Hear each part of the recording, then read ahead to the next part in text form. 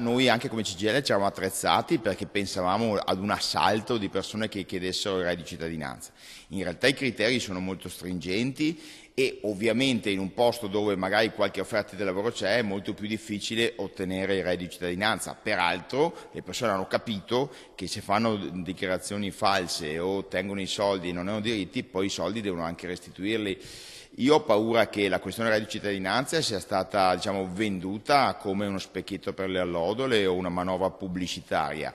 In realtà c'è un problema di povertà e va affrontato, ma lo strumento per portare le persone a lavorare non è certo il reddito di cittadinanza, e il Veneto, che ha una tradizione, insomma, di lavoro e di sviluppo, era evidente che non avrebbe, diciamo così, aderito in massa a questo progetto. Vedremo come si svilupperà.